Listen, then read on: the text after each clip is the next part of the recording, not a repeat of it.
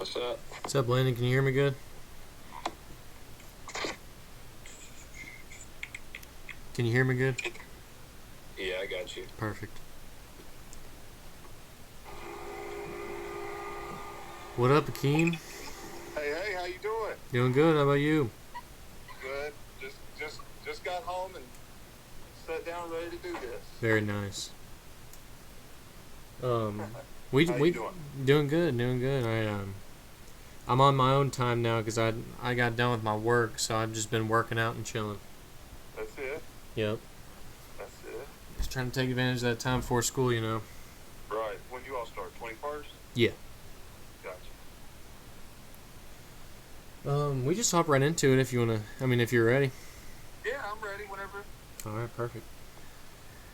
So, Coach, the first question I always ask is about the background. So, how did you get to where you are today?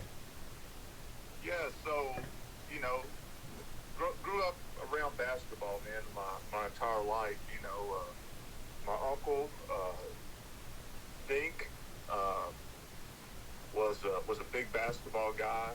Of course, my whole family was basketball oriented. My father was basketball oriented.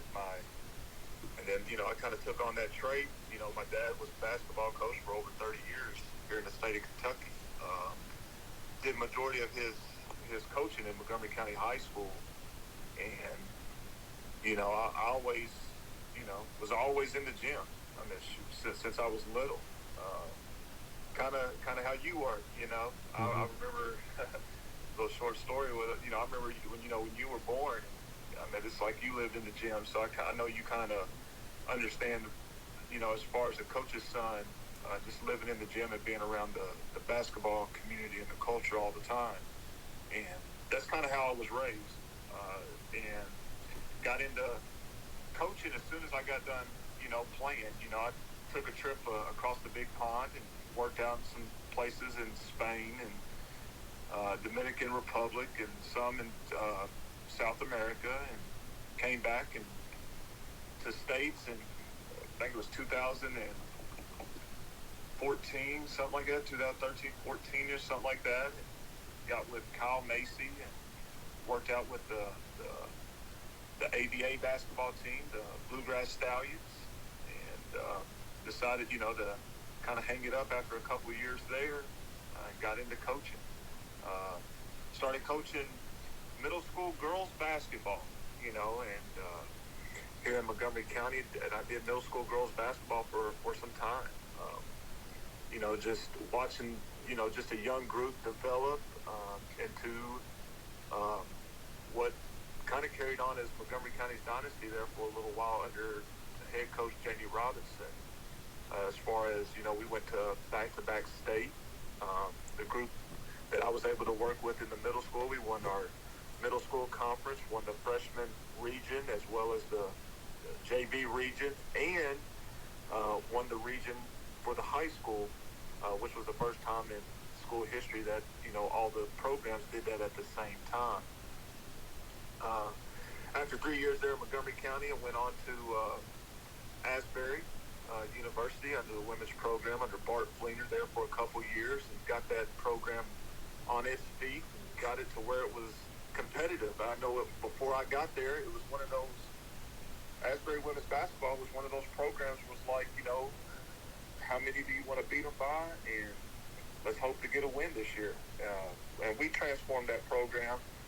Bart Fleener and Coach Jack DeFresnes and myself got in there, dug deep with their program, and turned that whole program around where we were contending for the conference title. We actually made it to the championship game, first time in school history at Asbury University.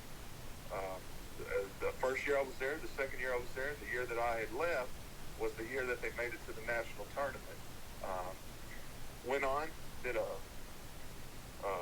real brief, short stint there at West Virginia State University under the women's program under Charles Marshall. We were able to get that program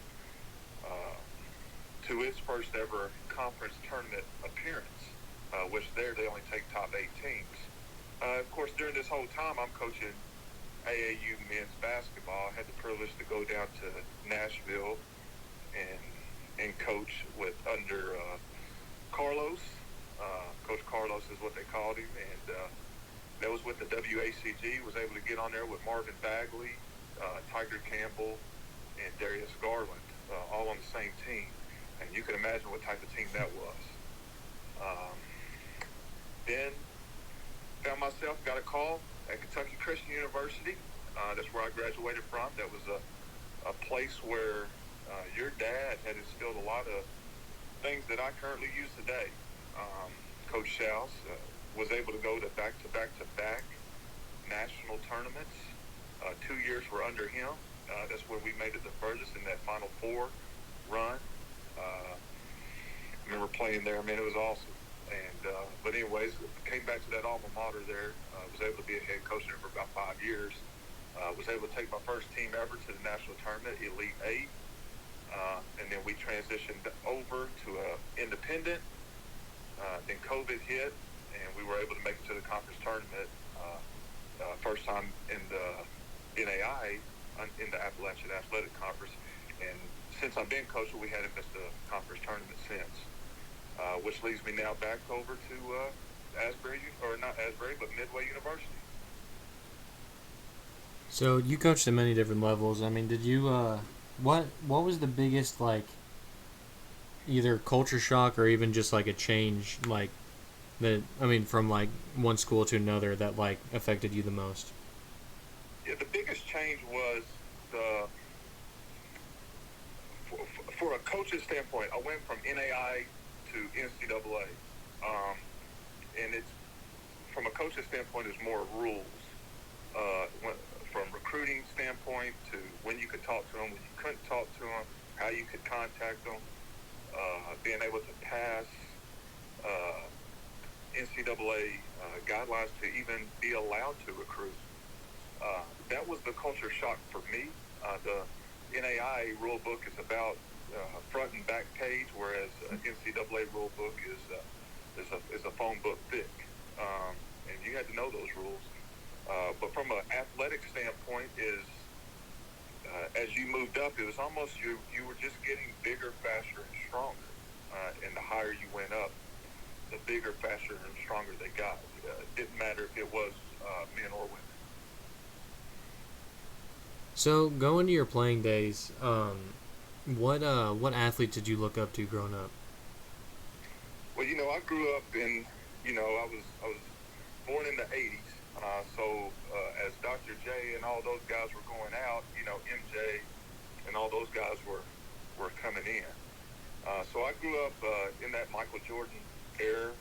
That was, everybody wanted to be like Mike. I mean, I remember going out in the front, the house and shooting on the ball goal all the time and just singing that song. I want to be like Mike. And that was a player that I always looked up to.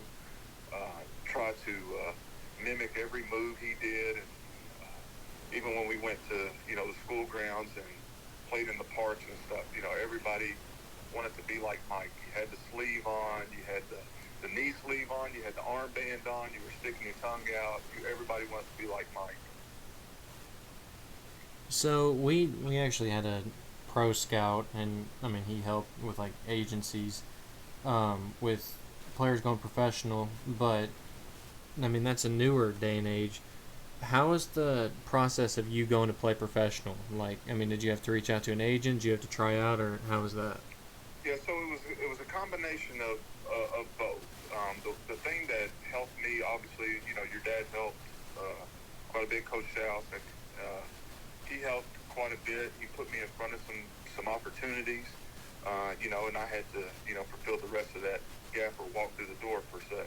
But most of the time, I didn't have, we didn't have, well, YouTube was out, but it wasn't like, you had to record your stuff on a digital disc or a CD and mail those things out or try to upload it somehow, which could took a whole day to do so. But yeah, being able to reach out to an agent or an agency and be able to get a tryout to play in front of folks. I remember going to Charleston, West Virginia, then going to all the way in North Carolina, down all the way in Owensboro, just the bigger cities, so to speak, and work out in front of folks. That's how you made the cut. You either showed up and showed out, or you showed up and went home. Yeah. Landon, we'll go over to you. All right. First of all, I just want to say congratulations, Coach, on the new job at Midway. Appreciate it. Thank you. So before coming to Midway, you spent 5 seasons at Kentucky Christian, which is your alma mater. So what was it like to have the opportunity to coach at your alma mater?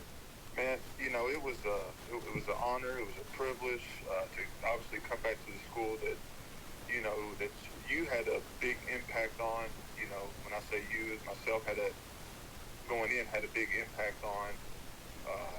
Getting that program to a high level and being able to compete for a national championship, and I wanted to do it again.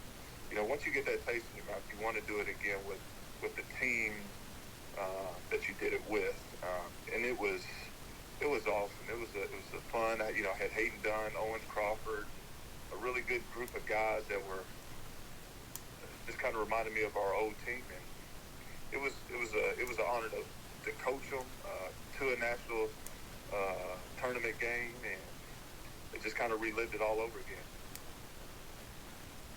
Yeah. And so kind of going off of the success that you had at Kentucky Christian, and with that I mean in your first season, your team went to the Elite Eight of the Division II championship.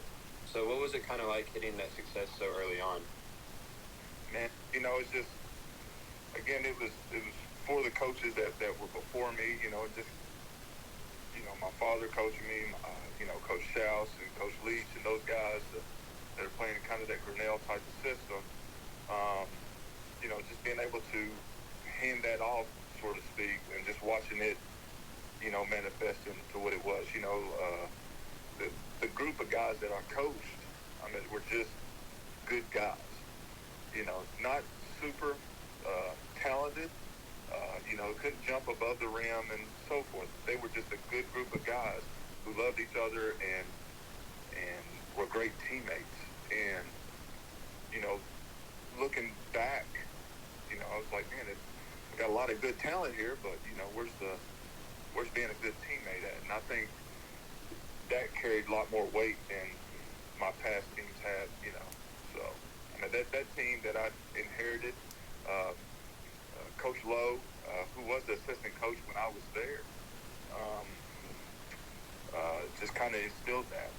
And a quick story on that, when I was at West Virginia State, I was called twice for the job at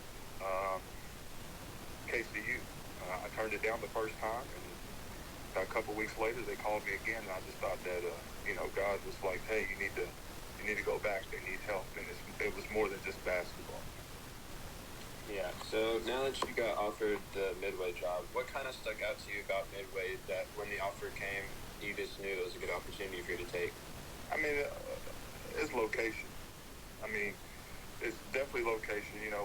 Grayson, you're about an hour and a half from Lexington, or you were an hour and a half from Charleston, or and when you're recruiting kids and you're recruiting athletes, it's more than basketball at this point, where kids want to be engaged in things to do.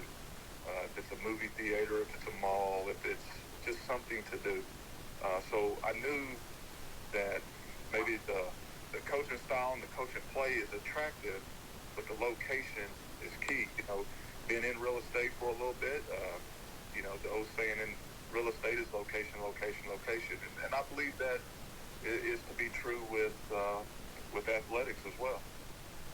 Yeah. So now that you got the job to Midway, what are you kind of bringing to Midway, I guess, in the sort of like your coaching philosophy that you've followed so far that's brought you success? Just let the ball go. Let the players play. Let them be relaxed. Again, a lot of players at this time are probably either getting ready to phase out of the COVID, if that makes sense. A lot of COVID players are still either they're probably juniors or they're playing in their 5th year. So something to be able to let them relax and play basketball. I think a lot of players play up tight. That's across the board. But if you're not able to be the person that you were when you were recruited and you're playing tense, you don't become as effective as you were. So being able to allow, guys to be able to shoot the ball at will, be able to just play the game like they know how to play. And I think that's what's really attractive. What's really attractive to come to play for me, but the style that I play, it is a fast pace, and we get up and down. I mean, that's just what we do. Got it. So I kind of want to talk about, your professional play. You played with the KBPL, the ABA, and the PPL. So what did those experiences kind of teach you to help you in your coaching career now? Well, it's definitely humbling. It's a humbling, that you were able to be, get paid to play. That's your ultimate goal, as an athlete, I think. Or at least that's what it was for me. I wanted to play professional basketball, be able to get paid to play. I remember signing my first check. I was able to go get my mom and them a new living room suit. May not have been much. It may not have been like the house that somebody would have bought as if they made it to the NBA.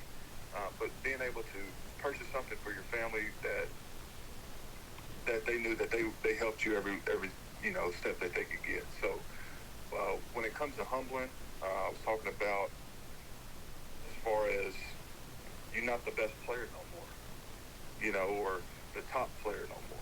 You might not have been the highest jumping player, the better defender. So you had to figure out a new role. That was a huge key for me. I was a scorer, felt like I was a scorer anyway, and I felt that I needed the ball. I was ball hungry a lot. And I tell people this all the time. I kind of had that Kobe Bryant mentality. But I had to humble myself and say, you know what, I got a guy that can really handle the ball. I got a guy that can maybe shoot a little bit better. So I had to find a role, which was the hardest thing for me because I knew my role in other spots or on other teams. But when you come to a professional team, you really got to know your role. And that role may have been coming off the bench or maybe not playing as much. So that was the humbling part for me. Turner, I'll give it back to you. Who are some of your favorite players to watch nowadays? It can be college or overseas or even NBA. I got several players I like to watch. If I want to watch somebody just relax and just have fun with basketball, I watch Steph. He's always smiling, but he's serious, and you can see that he's passionate about what he does. But I love when I watch more, like of today's game, it's hard for me to watch because I think it's more or less a show than how it used to be. Watching the Kobe Bryants and the Michael Jordans and the Shaqs, like they were going at each other to a point where somebody was getting hurt if somebody came at them wrong. So again, watching this basketball era and watching another era is totally different for me. But like I said, if we're watching one, I'm probably watching like Steph and Kyrie, those guys, because they still have there's still some passion for the game. Giannis, like watching him a little bit, and Giannis has something about him that just a lot of players don't have, and it's just that will to win, and you see that more in overseas players than you do American players. So I'm not even going to ask the question. I'm going to ask you why. Why would you choose Michael Jordan over LeBron James? To me, credit to LeBron for having the scoring records and everything that he's done and accomplished. I mean, he's still a great athlete. There's hands down. For me, Michael Jordan, for the fact that, like, if you were to call yourself the best, at the game, right? Like, you're the best at the game. You're the best. on both ends of the floor. You're the best. You're the best defender. You're the best offender. You see what I mean? Mm-hmm. So Michael Jordan has proved that he's the best offense and defense in several years with different trophies. It's not even just a ring thing for me. People get into ring debates and so forth. But he also established something that a lot of players haven't done in the past, from like shoe deals, the first to do it. You've probably seen the movie Air. Just a lot of firsts that Michael has done. And you hear, even King James himself, right? You hear him say that he is the GOAT, or he wanted to be like Mike. Again, both are great players, but they also grew up in different eras. So, if we're looking at today's era, and the way the league is played, then, yeah, obviously you would have to go with a LeBron. But I also think, in my opinion, if Michael Jordan was playing in this league during the same era and he was healthy and 100%, he would probably score about 55 points a game. Mm-hmm. What did you think about that movie, Air? There was a lot of stuff that I didn't know. That you think, that you thought you knew and you didn't know. But, the movie Air, you didn't realize that, you couldn't use certain colors in shoes, that Converse and Adidas had the lock on the basketball world. And that has totally shifted. Obviously, the Nike's still dominant, but you're getting into Under Armour and those things, and kind of Adidas has kind of fell off, but they're not as dominant as they used to be. Landon, have you seen Air? Yeah, I have. I actually really enjoyed it. I thought it gave me like a new perspective, kind of like how everything was run back then. Right. Right. I knew a little bit about it because I don't know if you all have seen it, but they had a 30 for 30 about Sonny Vaccaro called Soul Man, probably made like 2015. Have you all seen that? No, I haven't seen that 30 for 30. Yeah. I haven't. Yeah, I'd recommend it. Yeah. Now, there was a 30 for 30 that came out. I don't know if it came out, they took it off. But I did have an opportunity to meet Earl Lloyd at West Virginia State. And Earl was the first African-American to play in the NBA. And he graduated from a Division II school. Was he the one that played for the Knicks? Yeah, it was like the I can't remember what the Washington. They named all the teams different. It's like the Washington something other Generals or something. Yeah. Because yeah, I think I saw where, like, wasn't it like released like this year? I believe there's an Earl Lloyd. That's what I'm saying. I'm not sure if they pulled it back. Yeah. Anyway, so whenever you were a player, what was your like typical off season like? Oh man, there was there was no off season. I mean, I remember losing in the Final Four against Oklahoma City, and it was like a stunt. Like, man, we have a great team and we lost. So I took it personal. I took it very personal. I got home on the bus that day or from that day and gave myself, 3 or 4 days just to kind of relax and, finish up, catch up on schoolwork. And I probably hit it like I never hit it before.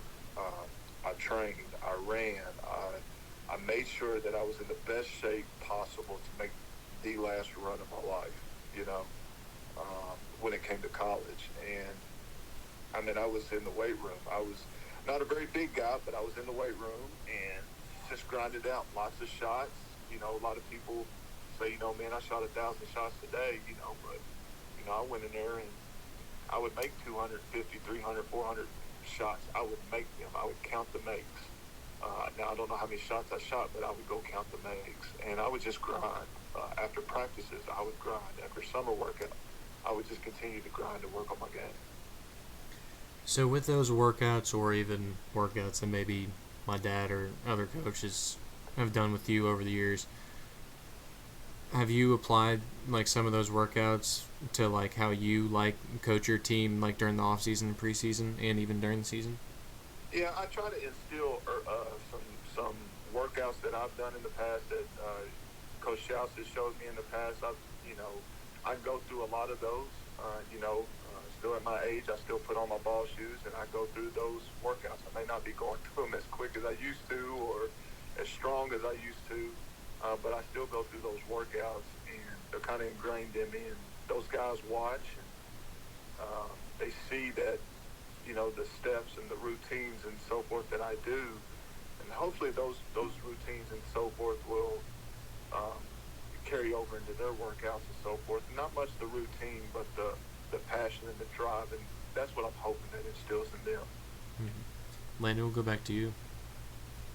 Yeah. So, was coaching kind of always what you wanted to do after your playing days, or was it just something that developed a passion for it over time? I think it was just a passion over time. The best way to, there's a couple of options, a way to stay in the game, right? Number one, you could be you can get into marketing and all these things for the product or the brand of the university or the school. And I didn't want to do that. Didn't really want to be an agent and try to sell players because I just wanted to get in there to a point where, like, I would watch a ball game and I'm like, man, they are doing it so wrong. And the only way to fix it is to coach it. And that's what really got me into coaching. Like, I started doing trainings and I got into coaching. So what are some, I guess, core values that you're looking to bring to your team at Midway? It's one for me is just integrity. Don't cheat the game. Don't cheat the game, especially the game that I love. I'm passionate about the game still. I love the game still. But being true to who you are about it. Don't ever cheat it. You have an opportunity to play a game. Not a lot of people have an opportunity to play college basketball. If it's varsity or JV, it doesn't really matter. You have an opportunity to play the game, and you only get to play that game for so much longer before you get into the old man league or the old, the young woman league or whatever you want to say. The YMCA league or whatnot. But you have a short time to play the game.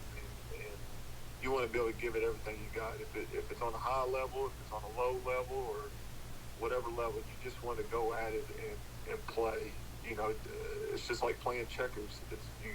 It's hard to cheat at checkers if somebody's not watching. You know what I mean? Or if somebody's watching. But if they're not watching, you can cheat all day. It's the same thing in basketball. I mean, you just got to, if you want playing time, you go earn playing time. Success is not given; it's earned. So you have to grind for it. Kind of give us like an idea of what are some things that you're looking to improve on as a coach from year to year. It's just, being able to sit down with great minds and, and just be able to continue to develop and grow as a coach, and how to impact players. We have an opportunity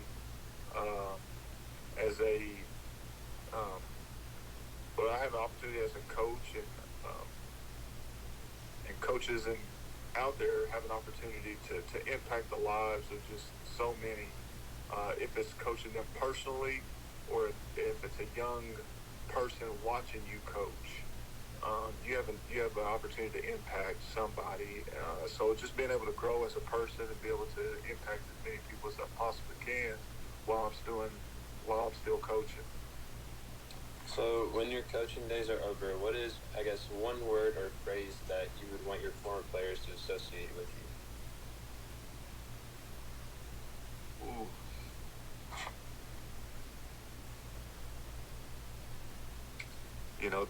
I hear the kids say it all the time, just tough. When they look back,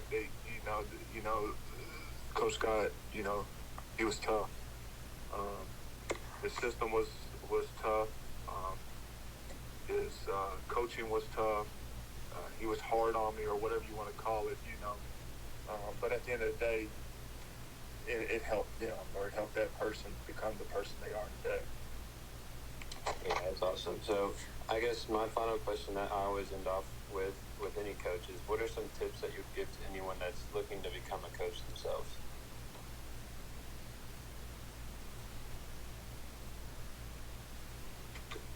Go coach. It depends. A few tips. I fell in love with coaching because I coached a sixth and seventh grade group of girls.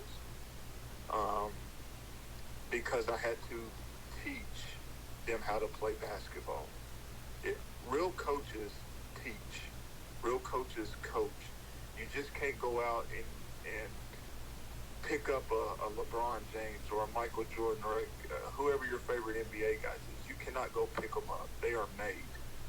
And some are gifted with talent and athleticism, but coaches know how to coach.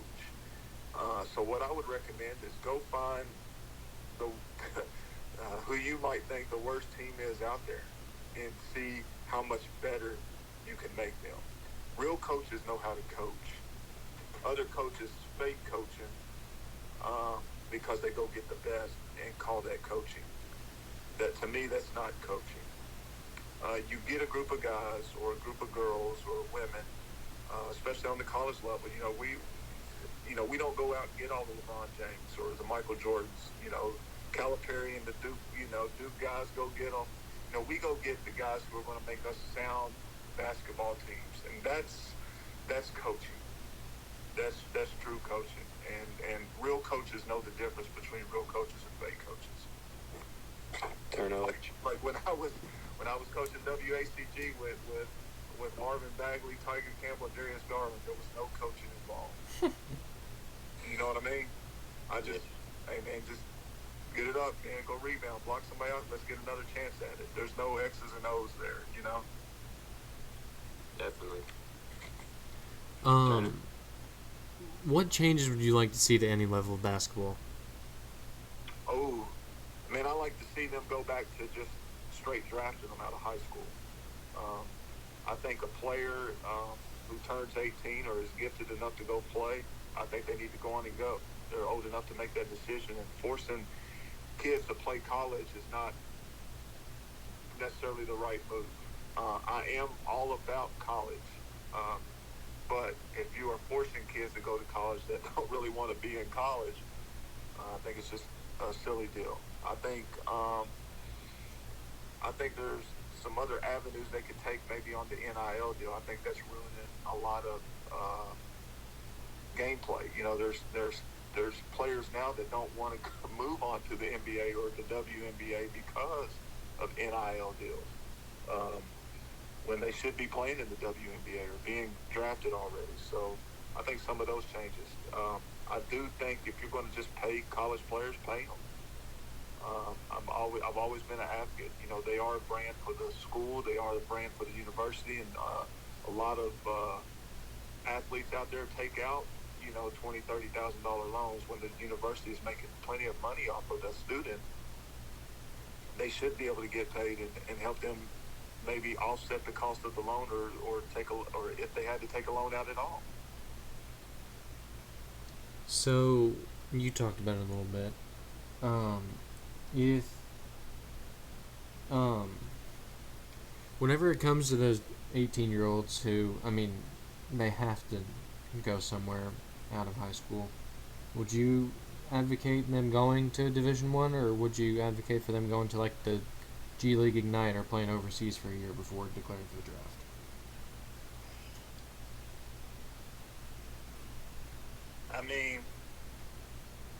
I think if the kid is going to go play professionally, he just needs to probably go play professionally, or go through that G League or that overseas as possible, because that's who he's going to be playing against. That's his competition, so that's what he'll be training for. Whereas I don't think they probably necessarily need to go to college. That's one of the reps that, and it's unfortunate, but he does a great job at it. I know that he gets a lot of heat on it, but the one and dones at UK. If you give him the option, he's going to be able to capitalize on that option. I think Calipari does a great job at it. Mm-hmm. You talked about it a little before, but What are your thoughts on NIL as a whole? I mean, I think it's great that they try to figure out an opportunity to be able to help uh, the athlete as far as branding and stuff goes. But I think it's also a way to hide money. You know, if I'm a wealthy person or wherever, and or a billionaire company, and I want, Coach Scott to go to, I don't know, whatever university, XYZ University. Well, hey, if you decide to go to this university, I'm going to pay you XYZ dollars for my brand. And I think that's what it's going to wind up getting into, where you're going to have these NIL marketers or branding folks start dictating on where these players go. So this is a kind of coaching question, but with the game of basketball evolving into a lot more shooting, just in general, Mm-hmm. what do you think is going to happen to the traditional big man? Oh, they're going to be obsolete. I mean, you could see. I mean, the last true big man that I that I was able to watch was seems like it was Shaquille O'Neal. Back to the basket player. I think he's probably the best one-on-one. If he ever got the ball, he wasn't stopping. But the traditional big man is become obsolete. If you're a traditional big man, you have to be able to. In today's game, you have to be able to step out and knock down the 15-footer, or be Joker and be able to knock down the three and do it consistently. But as you can tell, when you got Victor, can't pronounce his last name real well, but you got Victor and you got Bobo and all these 7-footers, and KD, don't leave him out, bringing ball up the court and shooting. So, those traditional big guys, they're not going to be able to withstand the game long. As far as, you could see Dwight Howard even kind of phasing out because, he's a rim protector. He's a highlight kind of maker down low, but you don't see those traditional big guys like you used to. Going to your professional days, where was your favorite place to play?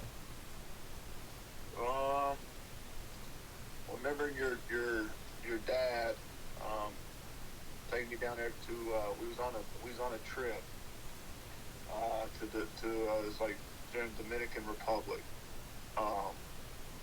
That was probably the most fun just because I for a couple of reasons. I knew people down there, and it was the most culturally diverse. I mean, everybody. It wasn't the most expensive city or whatnot. It was just the culture down there was so diverse, and they didn't really care where you came from. They were all open arms. They didn't care how much money you had or if you had any money at all. They were welcoming. It was more family oriented down there. Mm-hmm. What was like your welcome to professional basketball moment?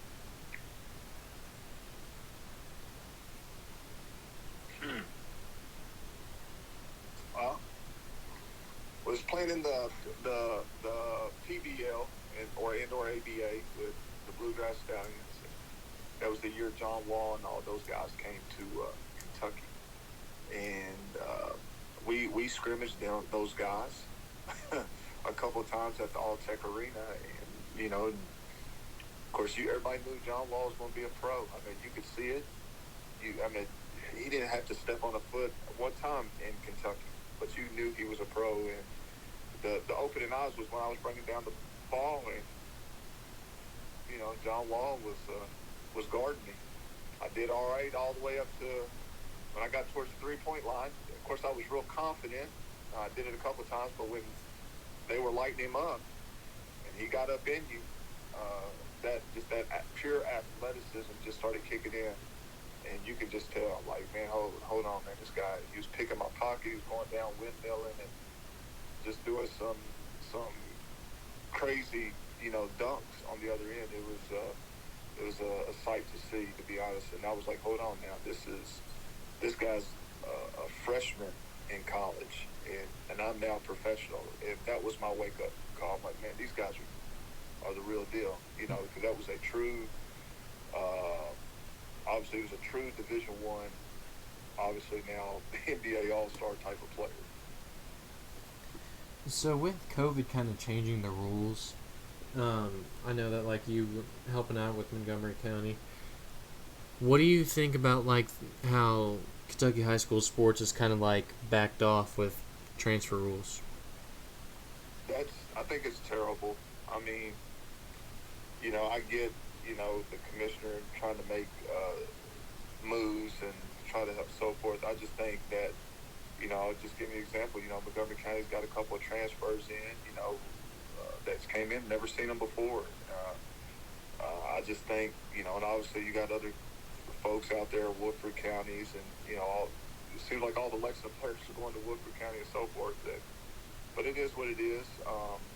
There's, I'm, you know, I could be in disagreement about it, but it's something about representing where you come from.